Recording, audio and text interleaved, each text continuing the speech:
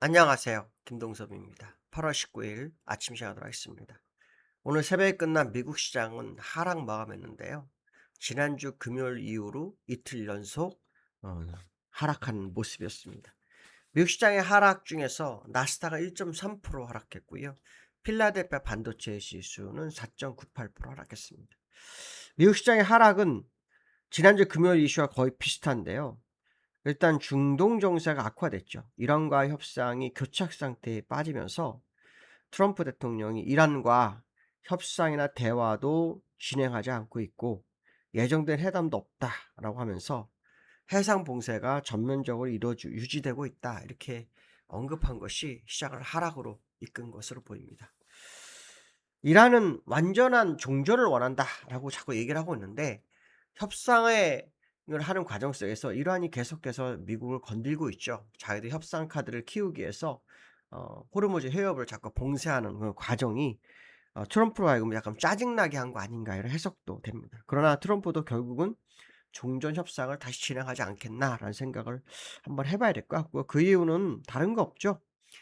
트럼프는 금리 인하를 원하고 있습니다.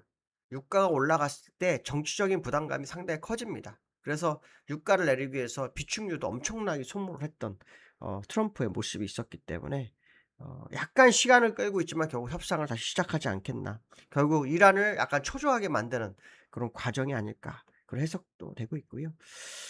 중동 정세 악화는 그 유가를 상승시키게 합니다. 서부 텍사스 중진유가 약 84불대 85불에 근접한 흐름을 보이고 있고요.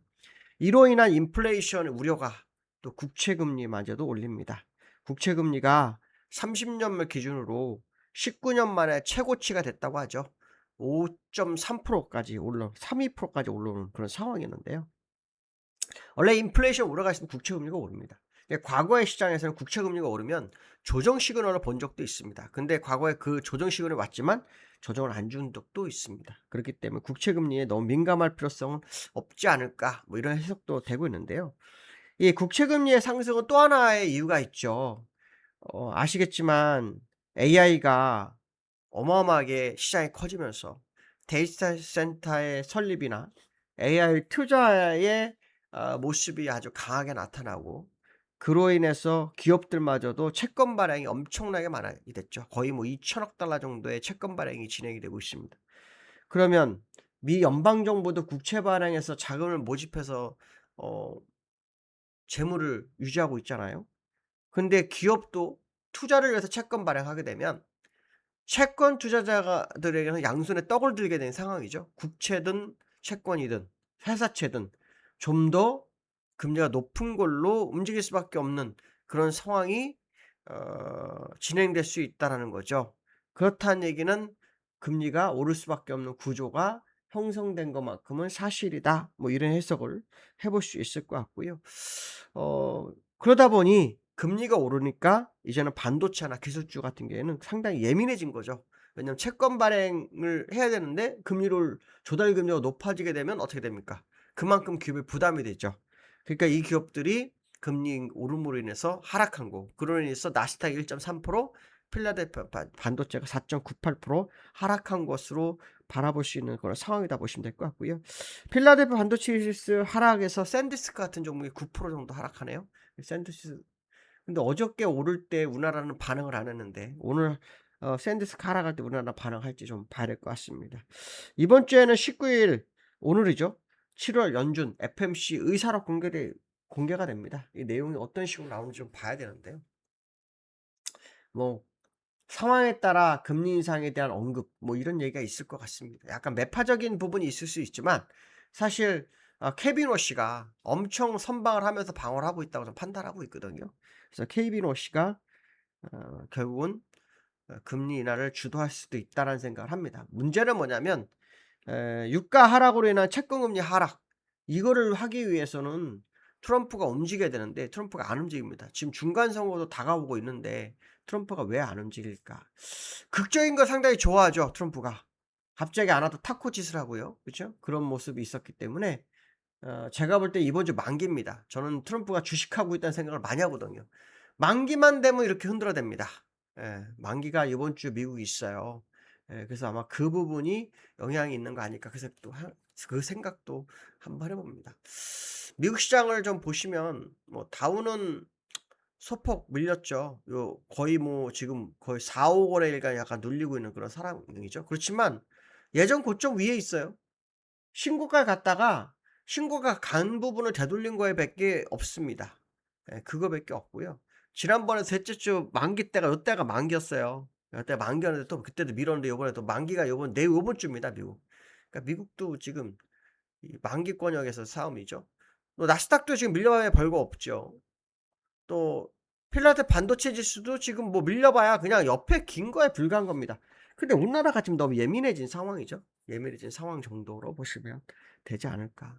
사실 60일선 돌파가 시도를 여러 번 하다가 맞았기 때문에 그 영향이 좀 있을 수 있죠. 매물 압박이 있을 수 있으니까 그런 부분으로 좀 해석을 해볼 수 있지 않을까라는 부분도 우리가 한번 보셔야 될 것 같고, 사실 국제유가 같은 경우에는 지금 어차피 전 내려올 거라고 봅니다. 물론 뭐 저의 생각일지는 모르겠지만 저는 결국 국제유가가 밑으로 내려올 거라고 보는데, 오늘은 오르다가 옆으로 긴 정도죠. 그러니까 지난주 금요일 정도 가격에 있는 거다 정도로 보시면 큰 의미 없지 않을까 생각을 해보고 있고요.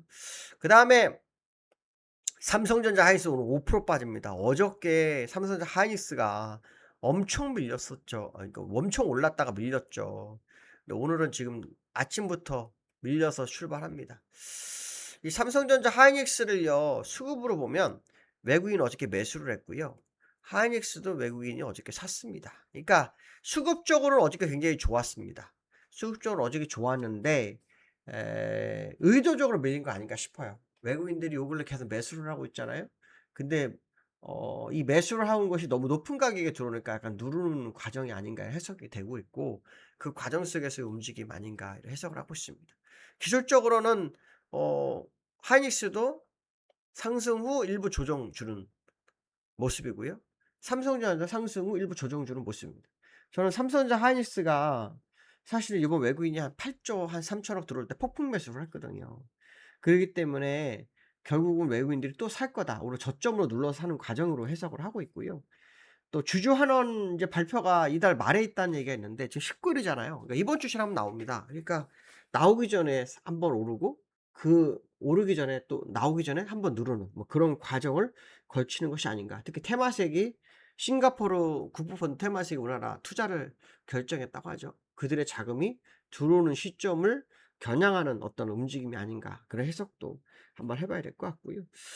어저께 우리나라 시장은요, 윗끌리 만기였습니다. 휴장 후 윗끌리 만기였는데 매도가 기관이 밀어냈습니다. 기관이 수급 쪽으로 밀어냈습니다. 저는 정말 이해가 안 되는 게, 지금처럼 급락 후 시장이 굉장히 어려운 과정에서 반등이 들어올 때 기관이 매도를 하는 것은 도대체 이해가 안 됩니다. 물론 어저께 장 초반에 외국인이 매수하다가 그 물량을 던졌어요. 던지는 과정 속에서 기관이 더 매도를 해서 눌렀거든요. 근데 저는 기관들이 이럴 때는 받아주는 게 맞다고 판단하거든요. 물론 기관도 자금을 운영해야 되니까 퐁당퐁당 매수 매도를 해야 할 수밖에 없는 건 사실이지만, 그래도 분위기라는 게 형성됐을 때는 좀 도와주는 게 맞지 않을까 생각하는데 좀 아쉬웠다 그런 모습을 할 수 있고요. 다만 외국인들은 일단 매수를 유지하고 있습니다. 지금 시간에서 930억인데 본장 가봐야 되겠지만 외국인들이 일단 매수 쪽으로 지금 틀기 시작했어요. 틀기 시작했는데 기관이 매수했던 걸 다 던져버린 겁니다. 요 5일 동안 매수한 걸 싹 다 던진 거예요, 이틀 동안. 그러니까 결국 기관은 반등의 요 주가 차트를 봤을 때, 코스피 차트를 봤을 때 반등했을 때 물량을 다 던진 거죠. 코스피 차트를 보시면 요 반등한 물량을 다 던진 거예요, 기관은. 기관과 외국인이 쌍끌이 매수를 해서 왔는데 외국인은 버틴 거고 기관은 던진 거죠. 이럴 때 사실 누군가 하나가 한 방향으로 잡으면 매도한 사람이 더 매수하면서 주가를 끌어올리는 경우가 있거든요. 오늘 외국인들이 시장에서 다시 매수를 강화하는지 한번 봐야 됩니다. 왜냐하면 근래 삼성전자 하이닉스에 진입했던 외국인의 모습이 있었기 때문에 삼성전자 하이닉스 매수했던 외국인들 입장에서는 손실이 나는 거잖아요.